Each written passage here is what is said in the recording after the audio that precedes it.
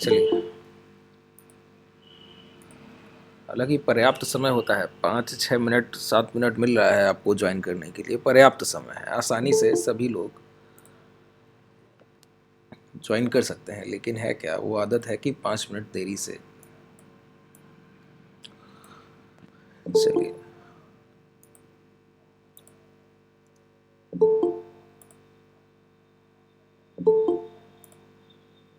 यही तकलीफ है। चलिए कोई नहीं, देखिए दो तरह से है, मैं आपको बताऊं। मैं इन चीज़ों पे डिस्कस नहीं करता हूँ, फिर भी कहता हूँ एक बार कि कम से कम आप लोग समझें कि कुछ लोग रहते हैं कि उनको लगता है कि चलिए कुछ नहीं है तो रिकॉर्डिंग तो मिल ही रहा है, तो कुछ नहीं होगा तो बाद में रिकॉर्डिंग को देख लिया जाएगा। वो निर्भरता जो है ना बात की, वो कभी नहीं हो पाता है। लाइव सेशंस जो अटेंड कर रहे हैं उनकी ट्रेडिंग में बहुत ज़्यादा ग्रोथ देखने को मिलेगा। जो लगातार कुछ भी सोचे बगैर रोज़ क्लास करते हैं, उनकी ट्रेडिंग में आने वाले समय में बहुत बड़ा ग्रोथ आएगा।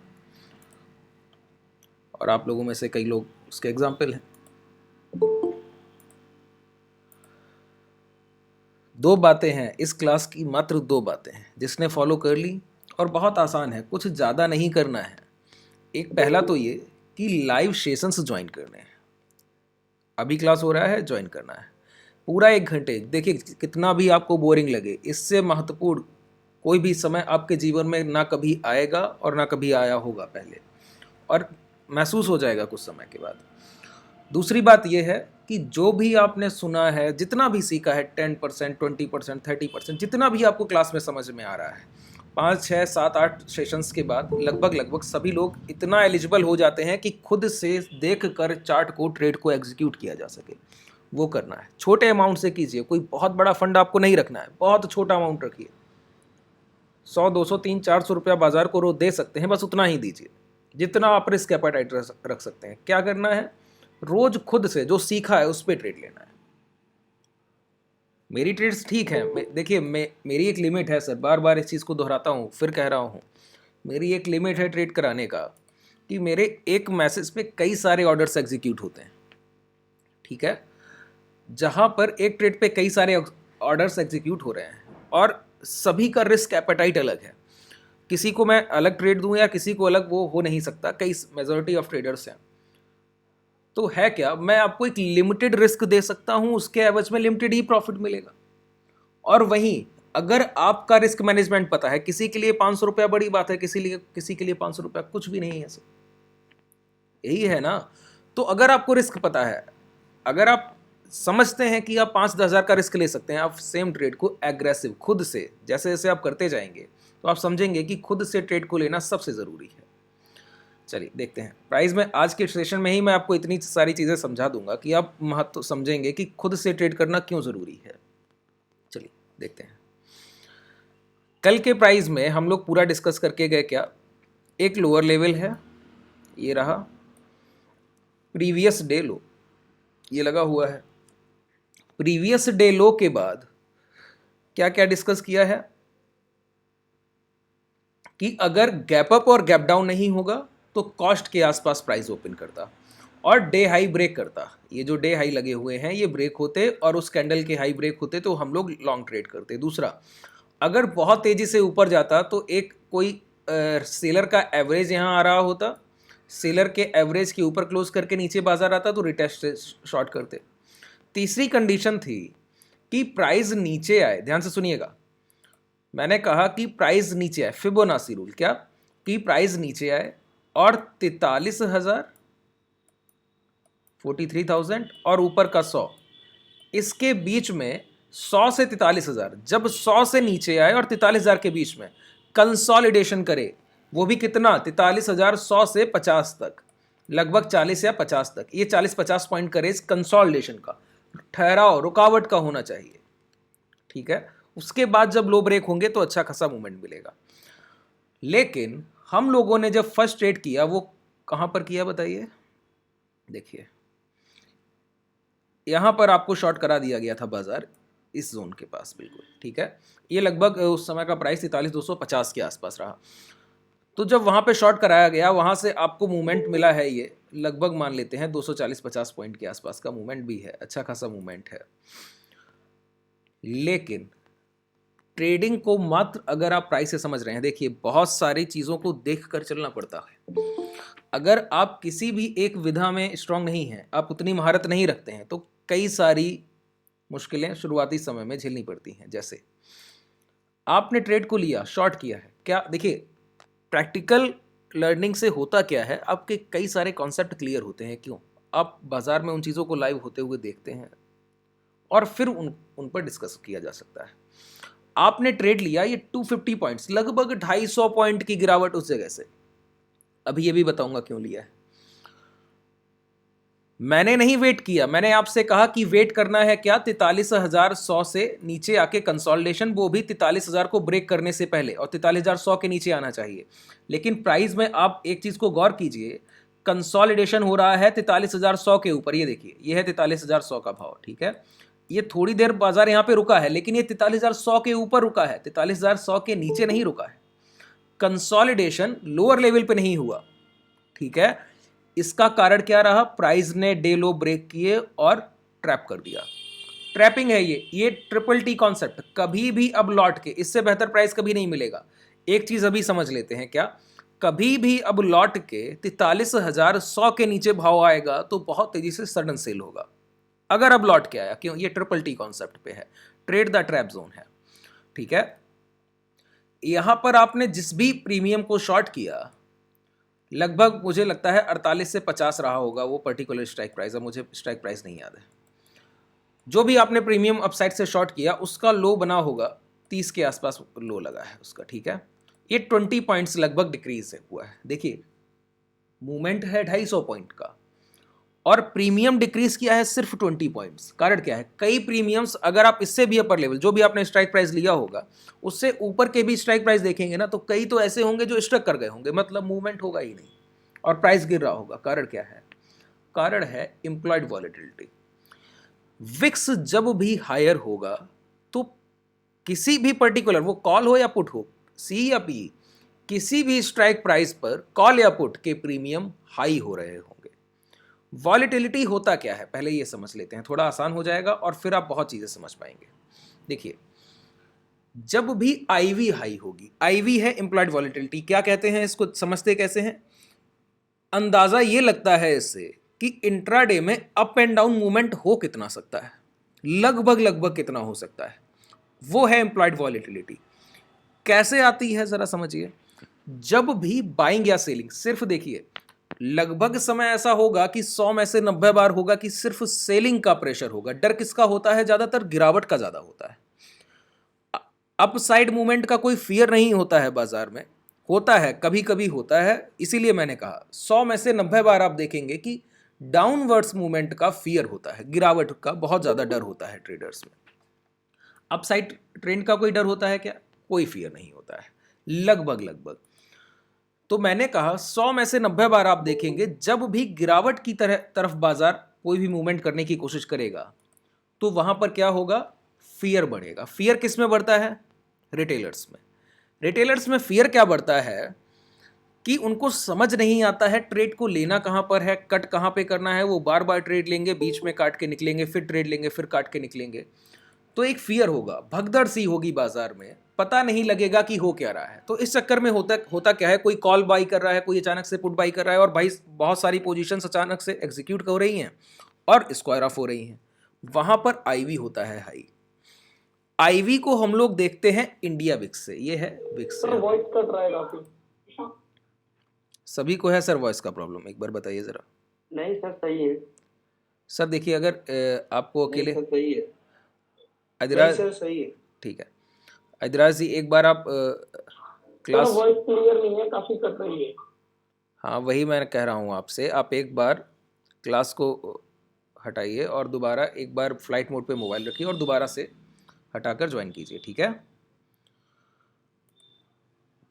चलिए आईवी पे आगे बढ़ते हैं। तो मैं आपसे कह रहा हूं कि इम्प्लॉयड वॉलेटिलिटी, इंडिया विक्स को देखना होगा। इंडिया विक्स सीधी तरह से कोरिलेट करता है निफ्टी से, ना कि बैंक निफ्टी से। क्या कह रहा हूं? विक्स कोरिलेट करता है निफ्टी से, ना कि बैंक निफ्टी से। जैसे अगर आईवी पॉजिटिव जा रहा है, जैसे अभी देखिए 1.70%, यह है इंडिया विक्स, 1380 प्राइस है इसका और 1.70 आपको 1.70% ऊपर क्लोज किया है, लेकिन ये इसका हाई पता है आपको क्या है? 10%।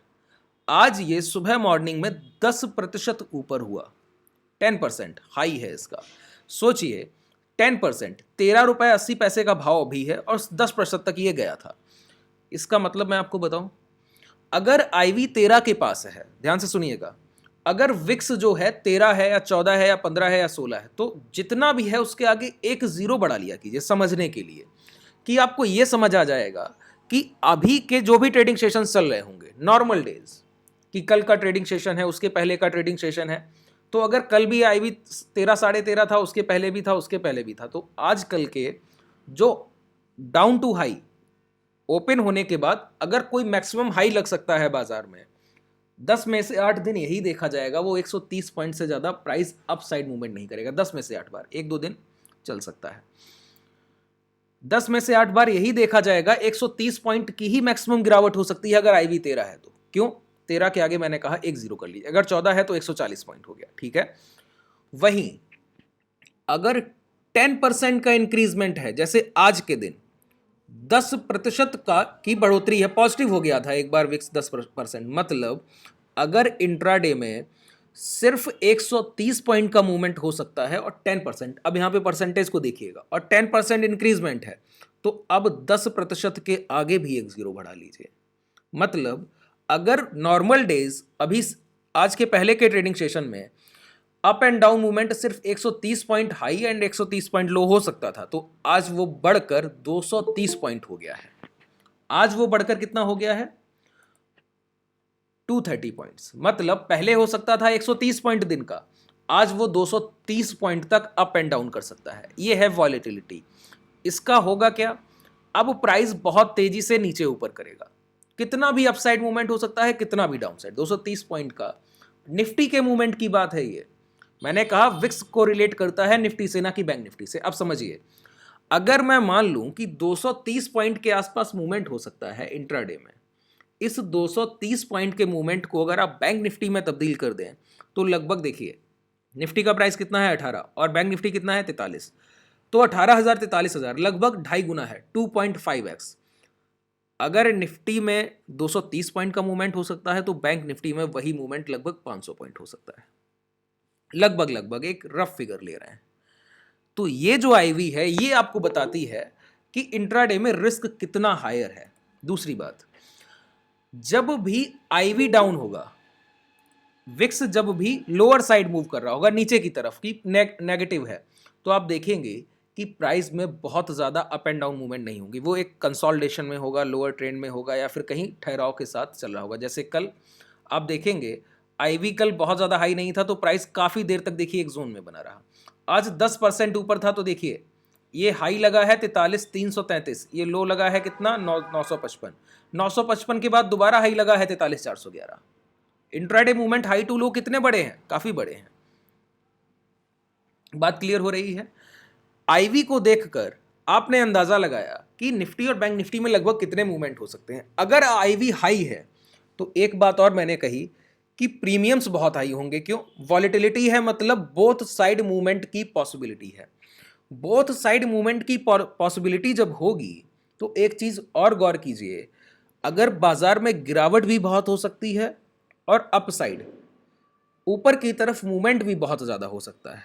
मतलब बाजार सेलर के लिए नहीं, बायर के लिए है। क्या कह रहा हूं? क्यों? बहुत सारे बायर एक साथ पार्टिसिपेट करेंगे, उनको पता लग गया है कि वॉलेटिलिटी ज्यादा है, आज मूवमेंट कहीं भी किस तरफ भी बहुत ज़्यादा मिलने की संभावना है। उस कंडीशन में बायर्स पार्टिसिपेट करेंगे, प्रीमियम्स होंगे हाई। जो भी स्ट्राइक प्राइस होगा, बायर्स पार्टिसिपेट कर रहे हैं तो कॉल ऑप्शन भी बाई हो रहे होंगे, पुट ऑप्शंस भी बाई हो रहे होंगे। तो वॉलेटिलिटी हाई है तो प्रीमियम्स भी हाई है। यही एक कारण है, जब भी विक्स पॉजिटिव होगा तो प्रीमियम का डिके बहुत धीरे होगा। ठीक है, यही एक कारण है। यहां पे सिर्फ ये देखिए 20 पॉइंट का मूवमेंट है यहां पर। अगर ये नॉर्मल डे होता और विक्स 10% अपना होता तो ये 250 पॉइंट में लगभग 20 या 22 आता, 20 या 22 के आसपास आ जाता। तो हम लोग, और जिन लोगों ने अच्छी ट्रेड्स को एग्जीक्यूट किया है, जैसे जिनका जैसा रिस्क है, मैंने 43 कितना दिया है सर, 43,700 दिया होगा, ठीक है। तो 43,700 अगर मैंने दिया है, जिनका रिस्क अच्छा है वो 43,500 भी करके गए होंगे, 43,400 भी करके गए हैं।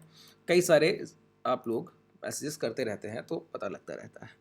तो एक मूवमेंट ये हुआ, ठीक है। अब ध्यान से सुनिएगा, ये ट्रेड लिया क्यों गया था। एक चीज क्लियर हो गई कि विक्स का कितना महत्व है किसी भी बाजार में। आपने देखा गिरावट का डर था, जब बाजार गिरने लगा तो विक्स 10% ऊपर, जैसे ही रिकवर करके हाई के पास पहुंचा है पूरा विक्स कूल कर गया। मतलब फियर गिरावट का 100 में से 90 91 92 बार आपको देखने को मिलेगा। फियर जब भी होगा, मतलब विक्स जब भी पॉजिटिव होगा, ट्रेंड डाउन होगा, ठीक है। अब 1 या 2% पॉजिटिव विक्स को आप बहुत पॉजिटिव मत माना करिए। उसका कहना मात्र इतना है, अगर 1 या 2% पॉजिटिव है विक्स, 1% या 1.5%, उसका कहना मात्र इतना है कि इंट्राडे में 2-2.5 घंटे प्रीमियम्स नहीं गिरेंगे, क्लोजिंग के टाइम पे प्रीमियम डिके होकर क्लोज करेगा, ठीक है। जो स्ट्रेडल ट्रेड कर रहे होंगे उस समय पर, उनको थोड़ी तकलीफ आ सकती है जब 1 या 2% इंट्राडे विक्स हाई है। तो 5 या 6% है वो वॉलेटाइल डे है, जैसे आज का दिन, ठीक है। थोड़ा और आगे बढ़ते हैं, चलिए गौर कीजिएगा जरा क्या हुआ था। कल के ट्रेडिंग सेशन में ये हाई बने थे, ठीक है, हाई बने थे। एक मैं कॉन्सेप्ट बहुत ज़्यादा डिस्कस करता हूं, वो क्या है, अगर ट्रेंड पहले से हायर है, मतलब प्राइस पहले से ऊपर की तरफ मूवमेंट में है और अचानक से गैप डाउन हो और पहला कैंडल ग्रीन बने, वो भी ग्रीन बॉडी साइज, अच्छा बॉडी होना चाहिए, जैसे आज का बॉडी था, अच्छा है क्योंकि अपर विक से 50% से ज़्यादा बॉडी है। अपर विक से अगर आप देखें, ऊपर एक विक दिख रहा है इसमें, तो अपर विक से कहीं ज़्यादा परसेंटेज में लोअर बॉडी है, ठीक है। तो अच्छा कैंडल है, कैंडल में कोई खराबी नहीं है। इसके बाद मैंने कहा कि अचानक से एक गैप डाउन होगा क्या, बाइंग साइड में प्राइस चल रहा है और एक गैप डाउन हो तो बायर्स को एक मौका मिलता है एंटर करने का। अगर बायर्स उस मौके को भुनाना चाहते हैं तो वो ओपन प्राइस पे ही खरीदारी की शुरुआत करते हैं। तो खरीदारी की शुरुआत करेंगे तो प्राइस में डिमांड जनरेट होगी। मान लेते हैं ये भाव है 100 का, पहले से ये 100 का भाव तब है जब 80 से गया हो, क्या कह रहा हूं, 80 से चल के गया हो। पहले से ट्रेंड कैसा होना चाहिए, अपसाइड, और अचानक से एक गैप डाउन हो, और गैप डाउन के बाद क्या होना चाहिए, first candle green body size plot करना चाहिए। जैसे ही उस कैंडल के हाई ब्रेक हो, हम लोग ट्रेड एग्जीक्यूट करते हैं, बड़े टारगेट मिलते हैं। लेकिन वो कब होता है, जब ट्रेंड अपसाइड है। देखिए ट्रेंड का कितना ज़्यादा, किसी भी ट्रेड लेने पर कितना ज़्यादा असर हो सकता है वो समझने की कोशिश कीजिए। यही ट्रेड लिया जा सकता था अगर यही कोई नॉर्मल बाजार होता और ट्रेंड अपसाइड होता। देखिए नेक्स्ट कैंडल में ये लगभग हाई ब्रेक किए हैं ना, हाई ब्रेक।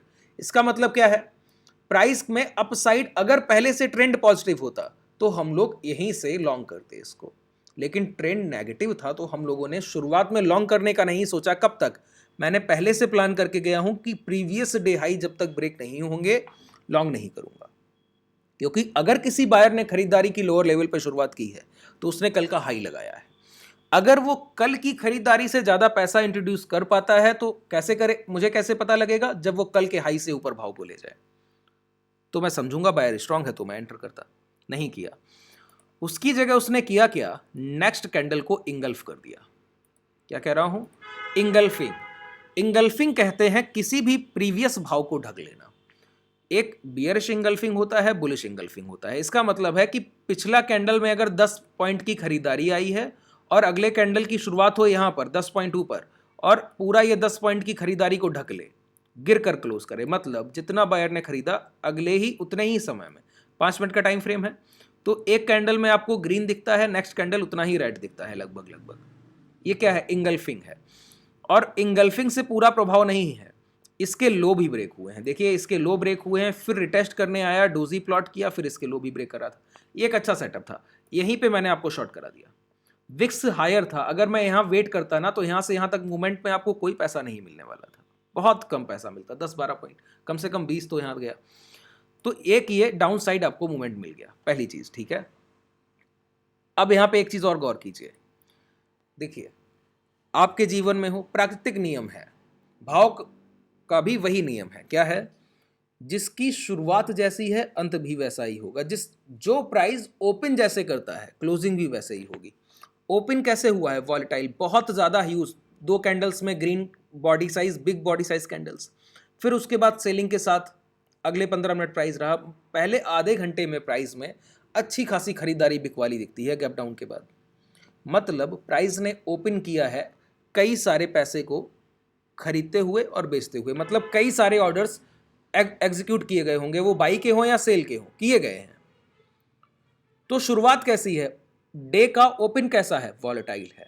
क्लोजिंग कैसी होगी, वॉलेटाइल होगी। हायर साइड हो या लोअर साइड, होगी ज़रूर। तो देखिए यहाँ पे ये प्राइस क्लोजिंग के समय भी 3 कैंडल्स अपसाइड मूवमेंट में गया। ठीक है, इतनी चीज़ें क्लियर हुई हैं। अब आपने कल क्या सीखा था बताइए। पहले क्या है, मैंने लगाया है 5 मिनट का टाइम फ्रेम। 5 मिनट के टाइम फ्रेम को समझिए इस तरह से, अगर मैं दिन भर के भाव को, लगभग 6.5-7 घंटे की ट्रेडिंग को अगर मैं देखना चाहता हूँ, आवरली 7 कैंडल प्लॉट की गई होंगी, अगर मैं इस पूरे दिन के भाव को देखना चाहता हूँ और इस तरह से देखना चाहता हूँ कि मैं समझ जाऊँ कि इंट्राडे में कहाँ कहाँ कौन से की पॉइंट रहे, मतलब कहाँ पर चीज़ों पे गौर करना चाहिए, किस प्राइस को ज़रूरी समझा जाए, तो मुझे क्या देखना होगा, उस 6-6.5 घंटे के भाव को 5-5 मिनट के टुकड़ों में बांट लेना है। तो वो है 5 मिनट का टाइम फ्रेम। मैंने एक चीज़ पे हमेशा जोर दिया कि top to bottom approach. Top to bottom approach का मतलब क्या है कि पहले बड़े टाइम फ्रेम को देखना है, फिर धीरे धीरे लोअर की तरफ आना है। अगर आप इंट्राडे में बैठे हैं तो अगर आप आवरली टाइम फ्रेम को अच्छे से देखना जानते हैं, उसके बाद 5 या 10 या 15 मिनट के टाइम फ्रेम को ट्रेड करते हैं, फिर आपकी ट्रेडिंग बहुत अच्छी होती है। ध्यान से सुनिए। पहली चीज, फिबोनाची रिट्रेसमेंट में देखना क्या है, ध्यान से सुनिए। देखना यह है कि प्राइस नीचे गया तो सस्टेन नहीं किया, गया देखिए 43,000 को ब्रेक किया और 960 तक गिरावट भी दिखती है, सस्टेन नहीं किया। पहला कारण क्या है, फिबोनाची रिट्रेसमेंट। मैंने कहा जैसे ही भाव 0 to 100 की रेंज में आएगा और 100 के अंदर आके 30-40 पॉइंट कंसोलिडेशन करेगा, और वो कंसोलिडेशन आधे घंटे का हो, 1 घंटे का हो, 2 घंटे का, जितने समय का होगा उतना बेहतरीन ब्रेकडाउन होगा। यहां पर आप जरा गौर कीजिए, पहले प्राइस गिरते हुए आया, डे लो ब्रेक किए। एक ये भी था कि डे लो अगर ब्रेक करता है तो आप शॉर्ट कर सकते हैं, कुछ लोगों ने किया भी है, उनको भी मुनाफा अच्छा खासा मिला है। डे लो ब्रेक किया है, डे लो ब्रेक करने के बाद एक ये रिजेक्शन कैंडल, अब रिजेक्शन कैंडल के ऊपर आप कंसोलिडेशन कर रहे हैं, और ये भाव कहाँ है, 43,100 के पास। 43,100 के ऊपर आप कंसोलिडेशन कर रहे हैं, ना कि 43,100 के अंदर। अगर आपको 43,000 को परफेक्टली ब्रेक करना है, आपका कंसोलिडेशन होना चाहिए थे 43,000 के 100 के अंदर। ठीक है, अगर इसी रेंज में होता 100 पॉइंट्स की रेंज में, वो भी कहां से, 43,100 से लेके 43,040 और 50 तक की रेंज में होता, इसी तरह से फिर ये लो ब्रेक होते, फिर आप देखते कि मूवमेंट तेज हो जाता। लेकिन इसने सेटअप को क्रिएट ही नहीं किया जो होना चाहिए था। दूसरी बात, प्राइस को जब भी ट्रैप करना होगा तो वो एक बहुत अच्छी ट्रैपिंग करेगा। देखिए अच्छी ट्रैपिंग कब होगी, जब अपोजिट साइड ट्रेंड अच्छा आने को हो। जैसे अगर सेलर्स को यहां पे ट्रैप करना था, जैसे यहां पे सेलर्स ट्रैप हुए हैं, लो ब्रेक करता हुआ दिखता है, और लो ब्रेक करने के बाद मेजर 43,000 के लेवल को ब्रेक करने के बाद प्राइस रिकवर करके ऊपर आ जाता है। तो जिन लोगों ने इस कैंडल डे लो ये बना होगा, इसके बाद कंसोलिडेशन, फिर डे लो के बाद जिन लोगों ने शॉर्ट किया होगा, थोड़ा बहुत पैसा मिला होगा, प्राइस दोबारा से लौट के वहीं। तो जिन लोगों ने इस बीच में शॉर्ट किया है वो ट्रैप हुए हैं। ट्रैपिंग जितनी बेहतर होगी, जिस लेवल पर होगी, वो बताएगी कि अपोजिट साइड ट्रेंड कितना बेहतर आ सकता है। जैसे ये कोई छोटा लेवल नहीं था, ये प्रीवियस ट्रेडिंग सेशन से लगे हुए लगातार लो हैं। ठीक है, ये क्या है, प्रीवियस ट्रेडिंग सेशन से लगे हुए लो हैं, उनको ब्रेक करना था प्राइस को, और प्राइस ने ब्रेक भी किया, रिकवरी करके क्लोज किया। यहां पे काम आता है टॉप टू बॉटम। कल अगर आप सभी लोगों ने मैसेजेस को फॉलो किया होगा तो एक चीज आपने गौर की कि कल आपको जो मैसेज दिया गया वो क्या रहा कि इंट्राडे अगर शॉर्ट करने का सोचना है तो वो कैसे होगा, प्रॉपर डे लो ब्रेक होने चाहिए। क्या कहा, प्रॉपर डे लो ब्रेक होने चाहिए। प्रॉपर डे लो ब्रेक होने का मतलब क्या होगा कि एक कैंडल पूरी तरह, कहां से, ये प्रीवियस डे लो सारे लगे हुए हैं, तो मैं इस प्राइस को यहां पे मार्क कर देता हूं। ठीक है, आवरली टाइम फ्रेम पे आ गया हूं। यहां पे देखिए प्रॉपर डे लो ब्रेक होने चाहिए। यहां पर देखिए एक भी कैंडल में, अगर मैं यहां पे मार्क कर रहा हूं एक भी कैंडल में प्रॉपर तरह से एक रेड कैंडल इस तरह से, जैसे ये ग्रीन बना है या ये रेड बना है, इस तरह से एक भी रेड कैंडल प्लॉट किया इसको ब्रेक करते हुए नहीं किया है। एक बार प्राइस गया इस कैंडल में, इस कैंडल में एक बार प्राइस नीचे गया और यही कैंडल सभी सेलर्स को ट्रैप करके ऊपर क्लोज कर दिया। यही महत्वपूर्ण था, यही ट्रैप हो गए सेलर्स। सेलर्स ट्रैप हुए हैं तो अब बाइंग साइड प्राइस आ सकता है। अब समझिएगा, दो तीन चीजें हैं जिन कैंडल्स को हम लोग ट्रेड करते हैं, वो कौन कौन से हैं। जैसे first candle, buyer gap down हुआ, बायर ने पहला कैंडल मॉर्निंग में 5 मिनट का अच्छा बनाया, दूसरा अच्छा बनाया, जैसे ही इंगल्फ किया हम लोगों ने शॉर्ट कर दिया, क्योंकि प्राइस पहले से शॉर्ट था तो एक ट्रेंड मिल गया। ट्रेंड मिलने के बाद तो जो बायर ने पहले 10 मिनट में प्राइस को खींचा ना, क्लोजिंग आते आते प्राइस वहीं क्लोज किया। तो हुआ क्या, बायर को काट कर सेलर ने पार्टिसिपेट किया। ये एक स्ट्रॉन्ग सेलर है। बार बार कहता हूं, रिजेक्शन ऑफ सेलर और रिजेक्शन ऑफ बायर सबसे महत्वपूर्ण है। जैसे ये रिजेक्शन ऑफ सेलर, जब से ये सेलर ने रिजेक्ट किया है प्राइस इसको ब्रेक ही नहीं कर पा रहा है। हो सकता है कल के सेशन में कर दे, अगर कर पाया तो देखेंगे। बस इतना आज जानिए, इतना मैं दावे से कह सकता हूं कि अब कल के ट्रेडिंग सेशन में 43-42-900 ब्रेक नहीं होगा, ये कंफर्मेशन है। ठीक है, हाँ, ये नहीं कह रहा हूं गिरावट नहीं हो सकती है, ये नहीं कह रहा हूं कि प्राइस यहां तक गिर के आ नहीं सकता है, ये भी नहीं कह रहा हूं कि अपसाइड मूवमेंट होगा, ये भी नहीं कह रहा हूं कि कंसोलिडेशन होगा। इन तीनों में से कोई भी कंडीशन हो, बस आज का डे लो सेफ रहेगा, लगभग लगभग मुमकिन है। क्यों मुमकिन है? प्रीवियस डे हाई के पास लौट के प्राइस ने क्लोज किया है। आप जो ट्रेड लेकर गए हैं वो क्या है, 42,900 के नीचे के जो भी कॉल ऑप्शन पुट ऑप्शन आप लोग शॉर्ट करके गए होंगे, जिनको पता है कि प्रीवियस डे हाई के पास लौट के क्लोज करेगा, वहां से रिवर्सल हो सकता है, तो प्रीवियस डे हाई के पास क्लोज किया है। मैंने क्या कहा, मैं जो बात कर रहा था समझिए, मैंने कहा पहले 10 मिनट में बाइंग आई और आवरली क्लोजिंग होते होते प्राइस ने लगभग वहीं आके क्लोज किया जहां पर ओपन हुआ था। तो बायर को रिजेक्ट करके सेलर ने पार्टिसिपेट किया और हम लोगों को एक मूवमेंट इंट्राडे में तो मिल गया। लेकिन मैं क्या कह रहा हूं कि बायर को काट कर सेलर ने प्राइस को नीचे लाया। यहां पर सेलर स्ट्रांग है, बहुत स्ट्रांग है। क्यों स्ट्रांग है बताइए? स्ट्रांग है क्योंकि सिर्फ सेलिंग को नहीं लाया गया। ये कैंडल इस तरह का नहीं है, ये कैंडल इस तरह का है। इसमें अपर विक बहुत बड़ा है, ऊपर साइड से रिजेक्शन बड़े हैं, तो स्ट्रांग सेलर है। अब सोचिए जरा, इतने स्ट्रांग सेलर को ब्रेक करके अगर कोई बायर इसके ऊपर निकलने की कोशिश करे और क्लोज कर दे, सोचिए वो बायर कितना स्ट्रांग होगा। जिस बायर को मॉर्निंग में उसने बाई करने का कोशिश किया और सेलर ने उसका पूरा मोरा डाउन कर दिया, सर जितना उसने बाई किया 100 200 250 पॉइंट पूरा सेल करके क्लोज किया नीचे, उसके बावजूद क्लोजिंग आते आते डे एंड होते होते बायर अपनी पोजीशन वापस लेकर गया है सेलर से, जबकि सेलर पहले घंटे में स्ट्रांग दिख रहा है, उसके बावजूद लौट के सेलर ने उसके हाई ब्रेक कर दिए। ये एक अल्ट्रा स्ट्रांग बायर है। किसी स्ट्रांग सेलर को काटने वाला बायर बहुत ज्यादा स्ट्रांग होगा, किसी स्ट्रांग बायर को काटने वाला सेलर बहुत ज्यादा स्ट्रांग होगा। ठीक है, यही कारण है ये जो कैंडल है इसके लो ब्रेक होते होते रह गए और नीचे से एक रिजेक्शन बना। कहां से? ट्रैपिंग से। 43,000 को ब्रेक किया और ऊपर आ गया। ऊपर आने के बाद थोड़ी देर कंसोलिडेशन, फिर ये हाई ब्रेक हुए और ये हाई ब्रेक हुए और प्राइस ने इसके ऊपर ही क्लोज किया। बात समझ आ रही है? तो ये ट्रैपिंग हुई है। अब मैं क्या कहता हूं कि कल के सेशन में तो मान लीजिए कि इस लो को ब्रेक करना, आज का जो डे लो लग रहा है इसको ब्रेक करना लगभग लगभग, अगर मैं कहूं कि 90% मैं श्योर हूं कि ये ब्रेक नहीं होना चाहिए। क्यों नहीं होना चाहिए, फिर से समझा देता हूं। देखिए कॉन्सेप्ट क्या है,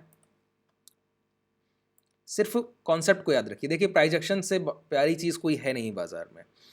जब स्ट्रगल पीरियड होता है तो प्राइस एक्शन सबसे ज्यादा काम आता है।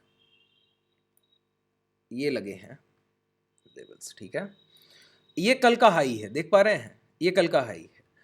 प्राइस में एक कल की गिरावट इस तरह से देखिए, ये पूरी गिरावट एक हाई लगाया, फिर ये कल प्राइस यहाँ ओपन हुआ, नीचे आया और प्राइस ने एक हाई लगाया और अपर लेवल पे बना रहा। एक हाई लगाया मतलब लोअर लेवल से बाइंग आई होगी।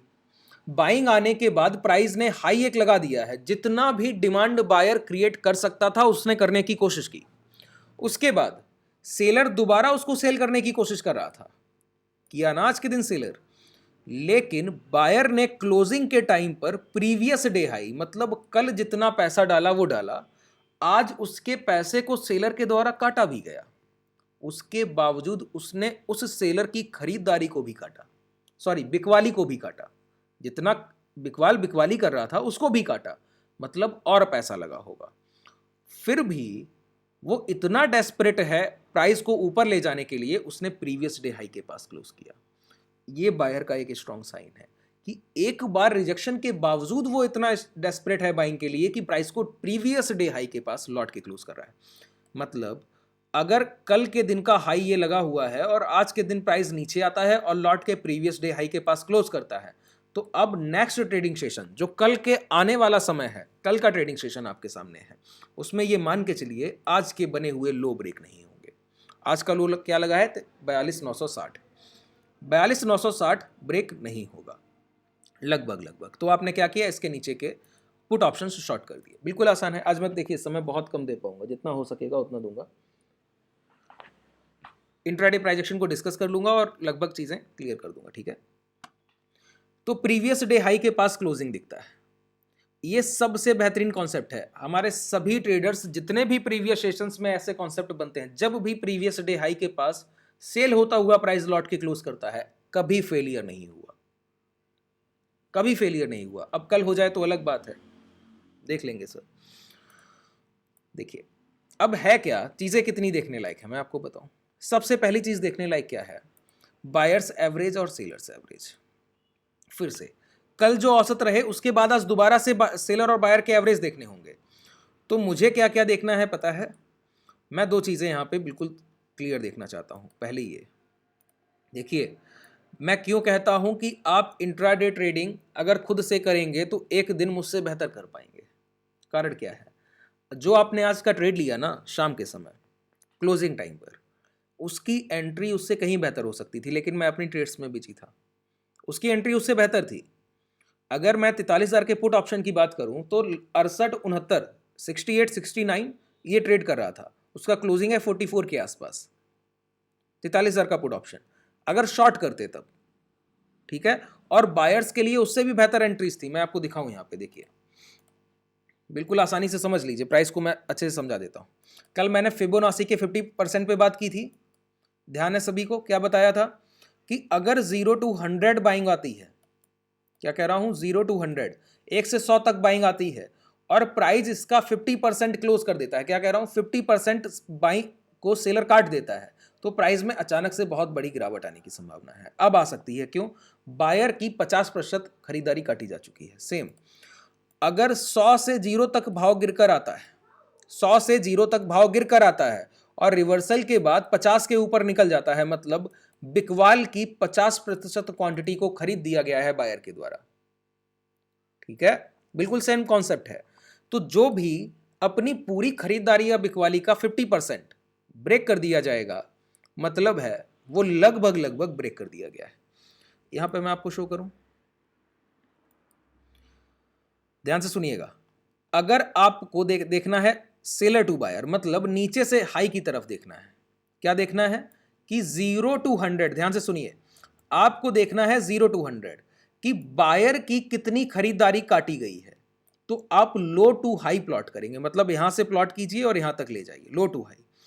अगर आपको देखना है कि 100 से 0 तक, 0 तक भाव आया है और लौट के इसकी 50%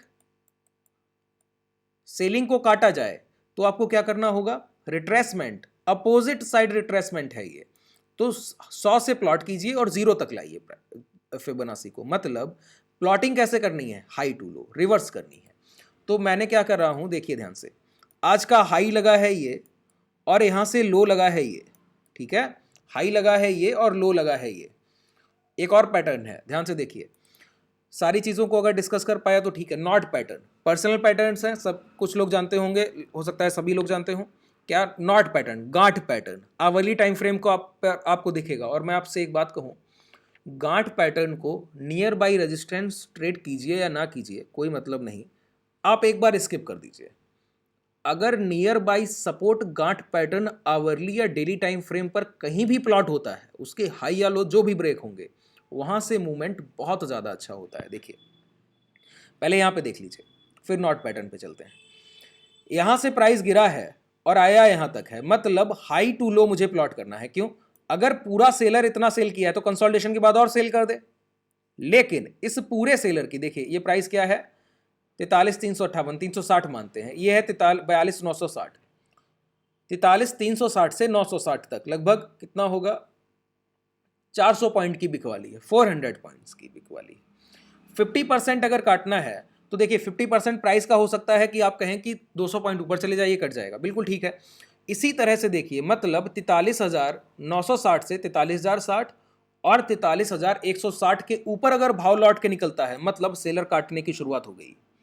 सेलर जितना सेल किया है ना उसकी सेलिंग को काटने की शुरुआत हो गई है, बायर कहीं ना कहीं इसको ब्रेक करना चाहता है।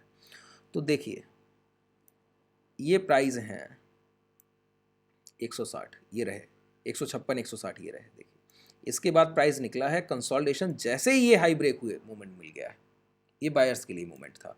अगर इसको मैं फिबोनाची में प्लाट कर दूं बिल्कुल आसानी से, देखिए लेवल्स कुछ नहीं है, ज़रूरी नहीं है आप यहीं पे लगाइए, अगर आपका कैलकुलेशन अच्छा है ना तो आप कैसे भी इसको देख सकते हैं, यही ऊपर ही है सर। मैं यूज़ नहीं करता हूँ काफ़ी चीज़ें, प्राइस में सारी चीज़ें ऐसे ही देखता रहता हूँ तो ज़्यादा ज़रूरत नहीं पड़ती। ये रहा 0.05 और सारे लेवल्स पे अभी मैंने कोई बात नहीं की है, एक दिन बताऊंगा कि 0.61 लेवल को कैसे यूज़ करते हैं, अभी 0.5 के लेवल को यूज़ करना बता रहा हूँ, ठीक है। तो 0.5 का लेवल ये रहा, देख पा रहे हैं, ये रहा, मार्क कर दिया मैंने। अब ये किसी काम का नहीं, इसको मैं हटा देता हूँ। ये देखिए बिल्कुल प्योर सेटअप है आपके सामने, कुछ भी एक्स्ट्रा नहीं करना है। जिन चीज़ों को डिस्कस करता हूँ सारी चीज़ें हूबहू आपको प्राइस में दिखती हैं। प्राइस में गिरावट आई, एक बार देखिए सेलर को अगर ब्रेक करना है तो उसी के पास जाके, उसके घर के पास खड़े होके आपको दरवाज़ा खटखटाना होगा सर। तो सेलर के पास आके 50% सेलिंग के पास आके कंसोलिडेशन, फिर दोबारा सेल करने की कोशिश, पहली कोशिश, दूसरी कोशिश, तीसरी कोशिश में ब्रेकआउट, ब्रेकआउट के बाद डिप, और डिप में क्या है, रिटेस्ट, और रिटेस्ट के बाद डे हाई ब्रेक कर दिए गए। कंफर्म पैटर्न है। एक पैटर्न और रह गया, चलिए जितना फॉर्मेशन है सभी देख लीजिए। और देखिए एक ही प्राइस में आप फिबो से ट्रेड एग्जीक्यूट कर रहे होंगे, कोई नॉट पैटर्न से कर रहा होगा, कोई प्राइस को मैनुअल कैलकुलेट करके कर रहा होगा। और लेकिन इसीलिए होता क्या है, मैं क्यों कहता हूं कि किसी भी मेजर लेवल पे, मेजर सपोर्ट और रेजिस्टेंस के ब्रेक होने पे प्राइस अचानक से ऊपर जाए। सपोर्ट रेजिस्टेंस है क्या, सपोर्ट रेजिस्टेंस एक साइकोलॉजिकल लेवल्स हैं। कैसे, जहां पर कई सारे समझदार ट्रेडर एंट्री करने का वेट कर रहे हैं या फिर एग्जिट करने का वेट कर रहे हैं, वो है सपोर्ट रेजिस्टेंस। अगर बहुत सारे ट्रेडर्स एक साथ एंटर करते हैं, अब देखिए आपने फिब को समझा, अभी नॉट समझेंगे, फिब को मैनुअली देख लीजिए या फिर प्राइस में प्रीवियस हाई और प्रीवियस लो ब्रेक होते हुए देख लीजिए, तो सभी की एंट्री लगभग बराबर एक ही पॉइंट पे मिलती है। तो आप प्राइस में कुछ भी देख रहे हो, एंट्री अगर एक है, लगभग सभी की एंट्री एक होगी जितने भी अच्छे ट्रेडर्स होंगे, तो वहां पर एक डिमांड जनरेट होती है या सप्लाई जनरेट होती है। जैसे आज 50% प्राइस कटा, रिटेस्ट किया और निकल गया, क्यों, कई सारे रिटेलर्स ने एक साथ पार्टिसिपेट किया, डिमांड जनरेट कर दी प्राइस में, ठीक है। तो जो भी आप देख रहे हैं, जैसे यहां पे मैं आपको बताऊं, ध्यान से देखिए, अभी आप क्या प्राइस देख के आए हैं बताइए। नॉट पैटर्न होता क्या है पहले समझ लीजिए। मैं रिजेक्शन पे खूब बात करता हूं ना, रिजेक्शन पे आज ही नहीं बात कर रहा हूं, आपकी जितनी क्लासेस होंगी करता रहता हूं और आगे भी करता रहूंगा। प्राइस ही दिखाता हूं और प्राइस को कितनी तरह से देखा जा सकता है वो समझाने की कोशिश करता हूं। देखिए मैंने कहा कि ये 10 का भाव है, ध्यान से देखिएगा, ये 0 है और ये है 20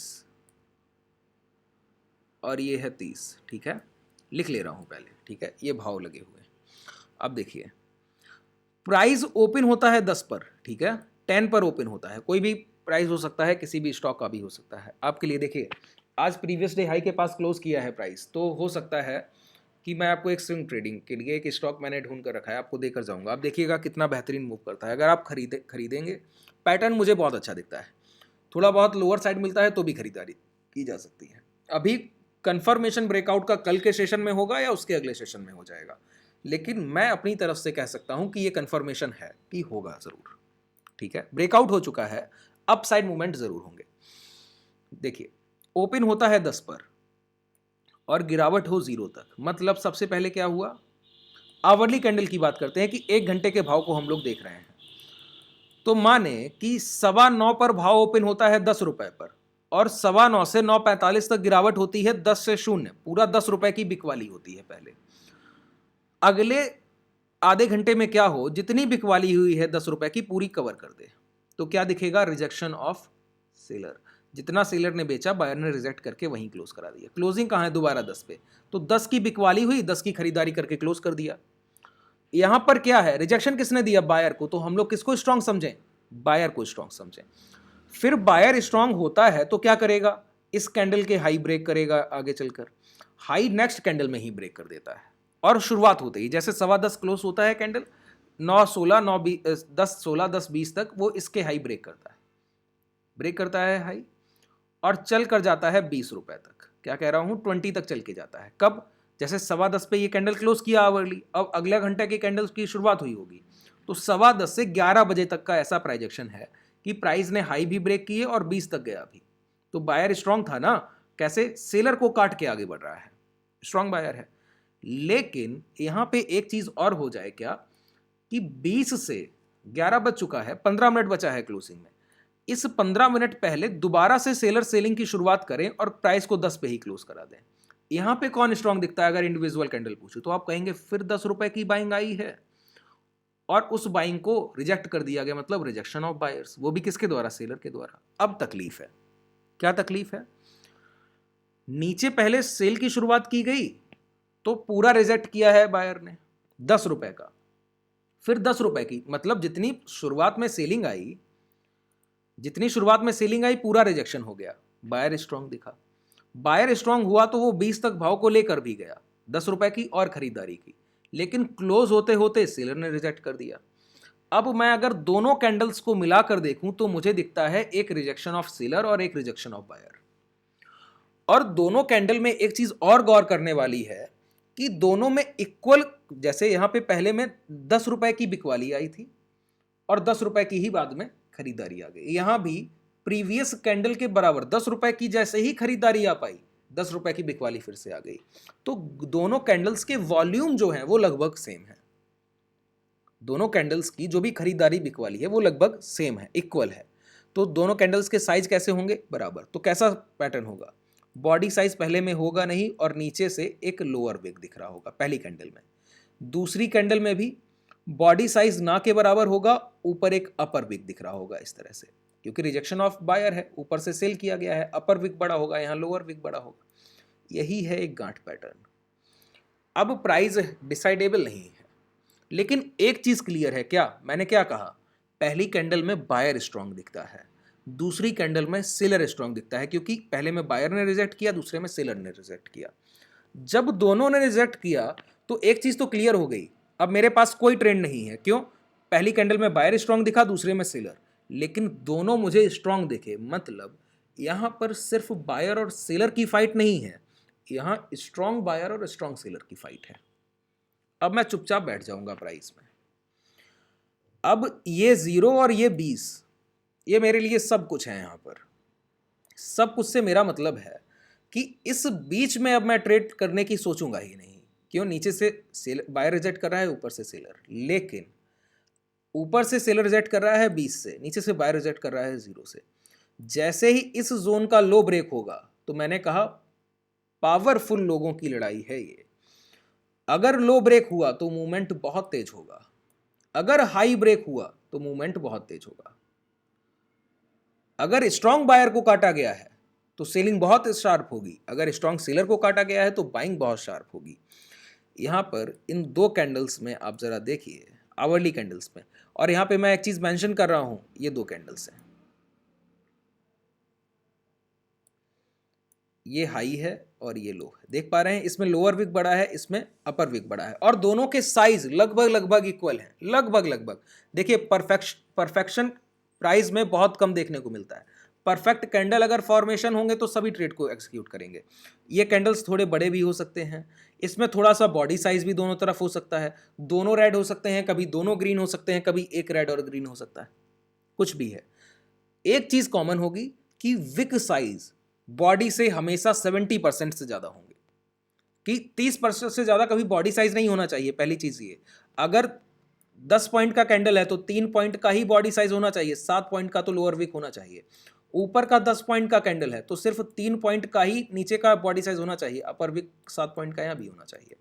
तो सारी कंडीशंस देख कर ही फुल समझ में आती हैं। बॉडी साइज बिल्कुल ना के बराबर है। यहाँ पर लोअर विक है, यहाँ पे अपर विक है। मैंने क्या कहा, इसके बाद मात्र इतना ही कीजिए कि दोनों के हाई लो मार्क कर लीजिए सिर्फ आप। अब देखना यह है कि ब्रेक क्या होगा, देखना क्या है, ब्रेक क्या होगा। ठीक है, अब छोटे टाइम फ्रेम पे आ जाइए लौट कर। देखिए, यही वो प्राइस है जो आपने फिबोनाची रिट्रेसमेंट से कैच किया। यही वो प्राइस है कि देखिए, इस गिरावट के बाद, एक रिजेक्शन के बाद प्राइस ने दोबारा यहीं से सेल किया, तो ये प्रीवियस स्विंग लो भी है, यही पिछला रिजेक्शन भी है, यही पिछला रिजेक्शन है, यही प्रीवियस स्विंग लो है, यही नॉट पैटर्न का हाई है जो ब्रेकआउट होगा, यही फिबोनाची रिट्रेसमेंट से भी यही आपको जोन मिला था। मतलब एंट्री जो भी प्राइस में सही तरह से प्राइस को एनालाइज कर रहा है तो सारे कारण एक ही इंडिकेशन कर रहे हैं कि सही एंट्री क्या है। तो कई सारे रिटेलर्स ने, किसी ने कुछ देखा होगा, किसी ने कुछ, किसी ने कुछ, किसी ने कुछ, एंट्री सभी को एक जगह मिली होगी, वो है ये जोन। देखिए, हाई ब्रेक होने के बाद जैसे ही एक बार रिटेस्ट किया, प्राइस ने हाई ब्रेक कर दिया और निकल गया। क्यों? ह्यूज क्वांटिटी में ट्रेड्स एग्जीक्यूट की गई होंगी। बात क्लियर है? तो लगभग मैंने नॉट पैटर्न पे बात की, कई सारे पैटर्न्स पे बात की, लगभग चीज़ें क्लियर होंगी। आज मैं क्वेश्चन आंसर्स नहीं कर रहा हूँ, और जो भी किसी को तकलीफ आई हो या कुछ भी समझने में